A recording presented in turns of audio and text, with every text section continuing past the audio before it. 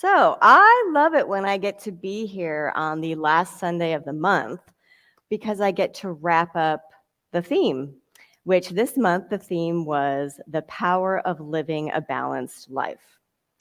And Dr. Bob chose 4 quadrants of life. He started out, we talked about our health and the truth of our wholeness and our well being. And then he talked about our relationships and love and the fact that love is what we are. And last week, he talked about work and career and our purpose and being in alignment with that. And today's topic, of course, you know by now, what I get to talk about is prosperity, living a prosperous life of abundance. And I was so glad to see this subject included because many of us might not think of it as being part of a spiritually balanced life. In fact, some of us might get a little weird about our prosperity and abundance. It may even be an area of our life where we struggle to understand how to use spiritual principle. Most of us, when we hear prosperity, still immediately think money, cash, your bank account, your investments, material possessions, maybe how big your house is, or the kind of car you drive, or your income level. Now, I'm not going to argue that prosperity is or isn't any of those things, because what I really want to talk about is having a prosperity consciousness. Now, like many of you, I have taken classes over the years to learn how to deepen and develop a prosperity consciousness. In fact, I think there's a class going on right now through this center.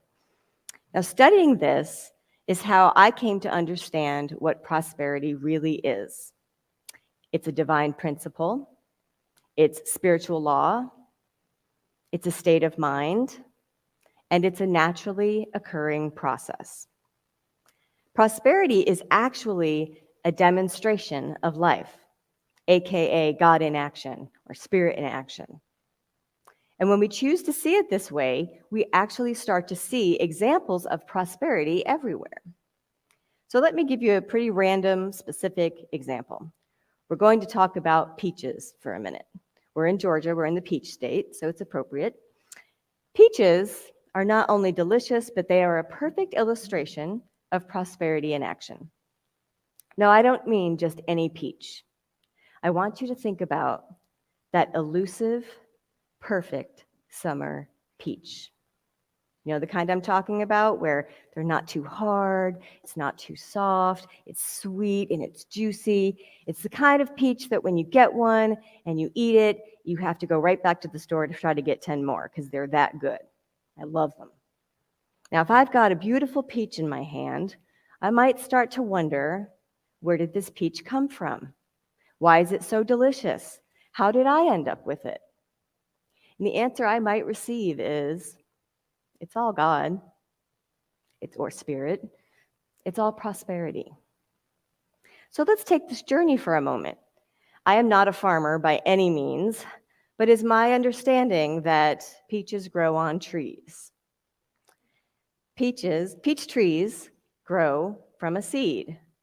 This peach that I enjoy so much is born of a tree that was ultimately born from a single seed, probably planted a long time ago. The process goes something like this. This is very rudimentary. Seed into the ground, water, and then we've got some sunshine, seedling. It starts to grow into a little seedling, and that becomes a plant, which turns into the tree, which bears fruit, and then you have a harvest of peaches. That process that I just described is the prosperity, abundance, and wisdom of nature. It's God in action. It's intelligent and it's perfect.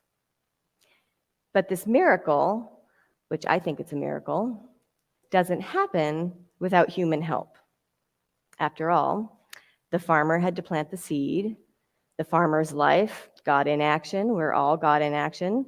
Farms have employees and workers. These people are humans. Their life, more God in action. These humans tend to the plants, nurture the trees, grow the fruits of their labor. It's life. It is prosperity. They're paid for their work, so there's some good old-fashioned money prosperity as part of the process. Now, eventually, the peaches are picked by the workers. They're collected and packaged and transported, loaded onto a flat, onto a pallet, onto a truck. They're going to be transported to fruit stands and farmers markets and grocery stores, moved across state lines, maybe even put on airplanes and shipped to other countries. And then the peaches are received at their destination. They're displayed, sold in stores by more workers, more people being paid for their work, more life is involved, more participants take part in the divine practice of prosperity, hours worked, wages earned, product produced, produce sold. Now, I chose this example for a reason, because I love that language. Produce. It's a noun, as in a peach is produce. Produce is a section of a grocery store. But it's also a verb, produce, as in if nature does its work, if humans work and tend to these plants and trees, they produce. It's growth, expansion, and creation. Prosperity. It's the natural way life works. This is the only way I view prosperity and abundance these days. It's good, it's natural, it's divine flow. I participate in it, and I say yes to it. I don't want anything blocking my good and my prosperity. I hope you stand with me in agreement on that. If I see a good peach, I'm saying yes to that. It always makes me sad when I see people have a problem with prosperity, or they are unable to see how valuable it is to have a prosperity consciousness. Louise Hay talked a lot about this in her books, that prosperity is a state of mind, and our thoughts and beliefs, even formed way back in our childhood, deeply impact our relationship with it. She told of growing up in a poor family, believing there was never enough. Her experience was an outpicturing of her consciousness, just like it is for all of us. That's the way the law works. So when Louise was in 4th grade, her class had a party at school. They had cake. Her classmates were all middle-class kids who had cake at home all the time. But Louise never got cake in her family because they couldn't afford it. Those kids at the school party, took 2 and 3 pieces each. By the time the teacher got to Louise, there was no cake left. She got none, because that was what she believed she deserved. She believed there would never be enough for her. And she took that belief into her adulthood until she did the spiritual work to change it. And in case you were wondering, Louise Hay's net worth at the time of her death was over $50 million. So she changed it. So many people struggle with the belief of unworthiness and the belief that there will never be enough for them. Now, of course, spiritually, we know this is not true. There is always enough. What if I were to say to you, particularly all of you here in person, stop breathing my air. Stop breathing my air. Now, that is a ridiculous thing to say, yes. It's not my air, it's our air. Are we all in agreement that there is an abundance of air in this room for all of us? Yes. There is plenty of air in this room. There is plenty of everything, everywhere. Abundance means a full or adequate supply. There is a full or adequate supply of everything we can imagine, because spirit is all, and spirit is unlimited supply. Spirit is any manifest thing we wish to have or experience. It's our good. So using the analogy of the air in the room, if we close off our lungs, we close ourselves off to our supply of air, and we suffocate. That closing off can only come from us and our consciousness. When we understand what it means to have a prosperity consciousness, we are letting in what's already there, our good. We are not blocking it. We are not rejecting it. If we are not experiencing our abundant, prosperous nature, we have to look at what is in our mind, our thoughts, and our beliefs, our childhood, things we witnessed, things we were taught. We have to examine what it is that's blocking our good and our prosperous abundance, just like Louise Hay did. Because Source is not blocking our abundance. There is no shortage of good, and we can't be separated from it unless our consciousness is blocked. So how do we cultivate a prosperity consciousness? I'm going to blow through a few ideas here. I'm sorry, I could talk about this, I swear, for about 6 hours, so I'm going to try to limit. Prosperity is something to expect, believe in, and trust. We have probably all had a panicky moment. Hopefully this was many years ago when maybe you were just starting out, where you look at your bank account and it's lower than you would like. I have a strategy for that. Now, I'm not suggesting this will work for everyone, but what I do is I don't look. I rarely ever look at balances, bank statements, or investment portfolios. Now, I am fortunate that there's no concern of those things falling down to zero. But if you're 20 years old and with a part-time job, that strategy might not work for you. I always have the full expectation that when I do see a balance for my accounts, it will be prosperous, abundant, growing, and expanding. And just to prove my point, while I was working on this talk, I logged into my investment account. And as expected, all is well, it's growing, it's expanding, but I saw something interesting. You could put in some date parameters, and it would make you a graph for what your investments were doing. So I put in the last 4 years just to see what it looked like. And in March of 2020, as you recall, COVID hit, world went on lockdown, the markets did some funky things. My chart went like that with a big old dip. I lost about 30% of the full value. Probably maybe everybody did.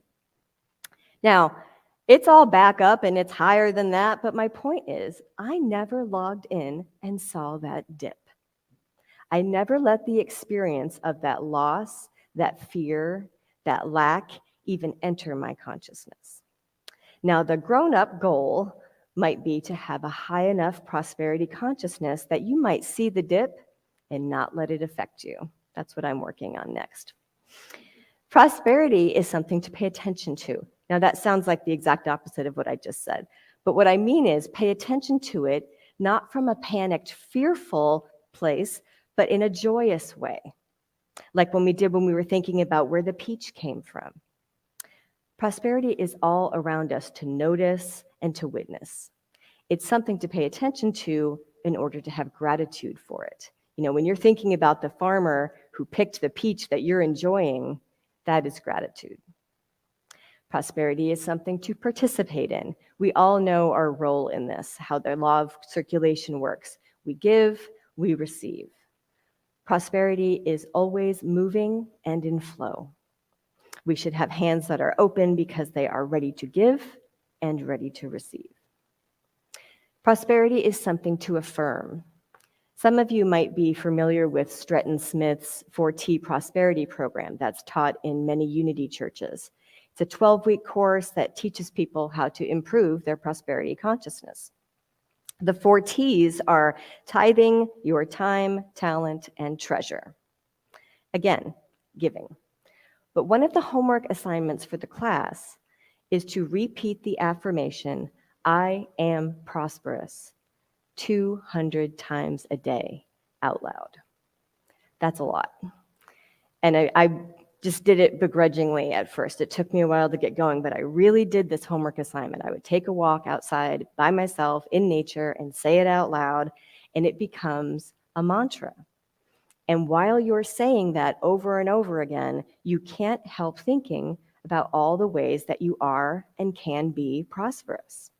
It trains you in this beautiful meditative mantra state to open yourself up to prosperity and abundance, to look for it and expect it. I believe prosperity is something to play with. 10 years ago, I took the Foundations of Science of Mind class. And in that class, we created what is known as an unexpected income club. And everyone in the class agreed, of course, that our one source spirit is unlimited in its ability to provide for us when we choose to open up additional avenues for it to do so. We learned that unexpected income means thinking outside the box of the income we get from our work or our jobs. Things like you go to lunch with your friend and your friend buys you lunch and you'd end up not having to pay. Well, the cost of your lunch that you didn't pay is unexpected income. You got to keep that.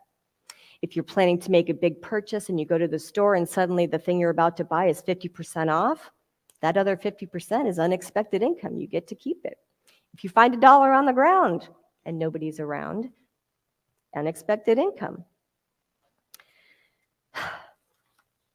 So what we all did in class was we agreed that for the duration of the 10-week foundations class, we would keep track of all of our unexpected income and tithe just 10% of it back to the center. And it became a game, like we were playing with spiritual principle. Our giving became easy because we were only giving a tiny bit of money that we didn't anticipate in the first place. Prosperity is something to expect.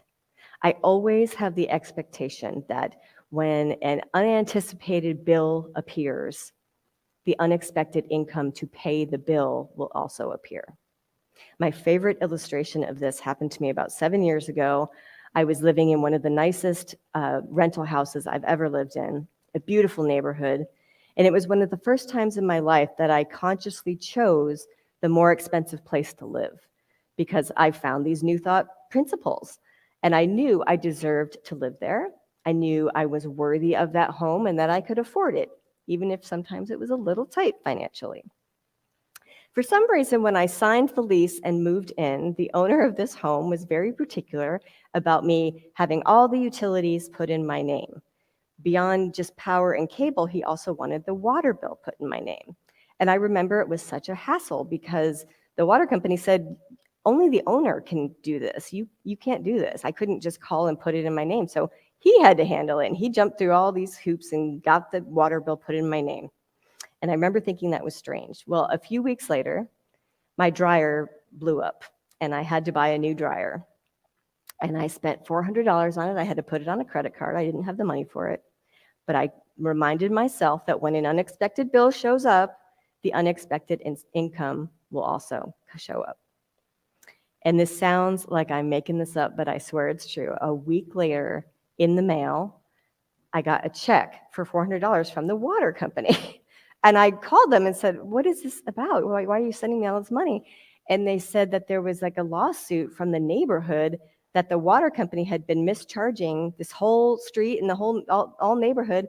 And whoever's name was on the water bill, the settlement said that's who got the refund check.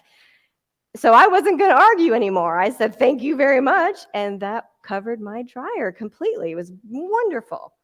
That was sometimes when you get one of those big ones, it's like, yeah, this is so real. And I love it.